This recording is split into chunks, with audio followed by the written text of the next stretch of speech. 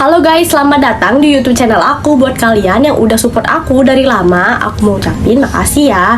Nah, buat kalian yang baru join, jangan lupa bantu aku di support, like, dan di subscribe ya. Aku sekarang mau ceritain ke kalian tentang film The Flintstones. Ini adalah film komedi yang berasal dari Amerika Serikat yang dirilis pada tahun 1994 yang disutradarai oleh Brian Levan. Film ini menceritakan tentang kehidupan manusia purba pada zaman dahulu. Begini nih guys, kehidupan manusia purba pada zaman dahulu.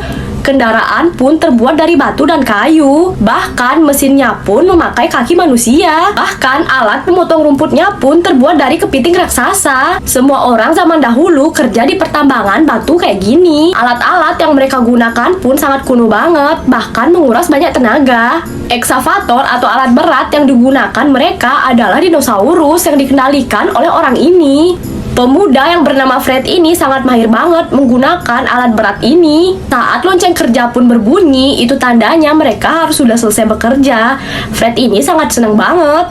Fred pun langsung meluncur ke ekor dinosaurus itu dan meloncat ke mobilnya. Walaupun mesinnya adalah kaki, mobil itu pun melaju dengan sangat kencang. Belum mereka keluar dari tambang, mereka pun harus absen terlebih dahulu. Absennya kayak gini guys. Fred ini hidup dengan anak dan istrinya serta hewan peliharaannya. Setiap ia pulang kerja, ia pun selalu mengajak keluarganya ini untuk menonton layar tancap. Dan setiap pulang kerja, Fred ini pasti selalu bermain dengan hewan peliharaannya. Setelah itu, Fred membaca koran yang terbuat dari batu. Dan pada saat mereka naik angkot, mereka pun harus sama-sama menggunakan kaki mereka untuk menjalankan angkot ini. Apa bedanya ya guys sama jalan kaki? Tetapi walaupun begini, desa batu ini memiliki tempat hiburannya juga loh. Inilah tempat bapak-bapak zaman purba nongkrong. Para manusia setengah kera dan para manusia purba berkumpul untuk bermain bowling. Di tim manusia purba, Fred ini yang main. Karena Fred ini yang paling jago di antara teman-temannya yang lain. Sebelum bermain, tangannya dikasih jigong kata terlebih dahulu. Fungsinya buat apa ya guys? Tampak Fred sangat yakin banget guys, ia bisa menjatuhkan seluruh batu. Ternyata ia berhasil dong.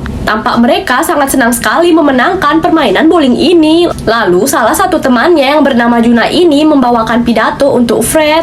Juna ini memberikan pidato penghargaan untuk Fred karena ia adalah teman sejatinya si Fred ini. Fred yang mendengar pidato tersebut pun menangis terharu. Tapi mereka nggak bisa bermain terus-menerus karena mereka harus bekerja besok hari. Keesokan harinya ini adalah ujian untuk kenaikan pangkat untuk manusia purba ini dan seekor kera. Saat bel istirahat berbunyi, para pekerja dan dinosaurus pun berburu-buru untuk mengisi isi perut mereka. Bahkan anehnya ada mesin makanan dan minuman otomatis loh. Ada juga pekerja yang membawa bekal dari rumah. Dan ada juga tuh yang memakan daging dan telur dinosaurus. Dan saat mereka asik-asiknya makan nih, tiba-tiba atasan mereka pun datang dan mengumumkan besok adalah ujian untuk kenaikan pangkat.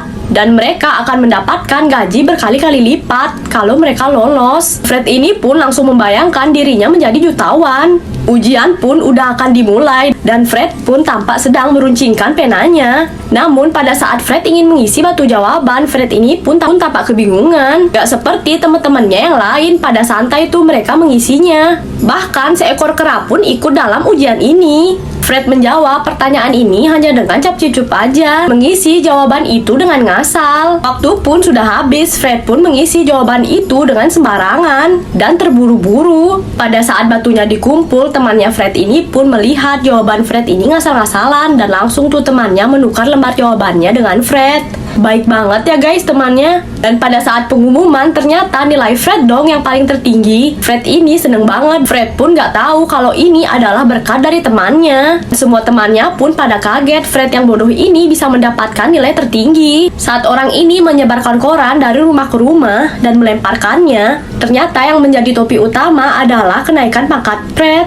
Hingga koran-koran itu pun pada hancur dilemparnya. Karena nggak ada alarm, batu berlian pun didekatkan di sinar matahari. Lalu cahaya panas itu memutuskan tali yang ada di dekatnya. Dan tali itu pun dihubungkan ke sebuah batu hingga batu itu pun terjatuh dan mengenai Fred. Lalu ia pun terbangun. Fred ini sangat senang banget karena ia akan pergi ke kantor dengan jabatan barunya.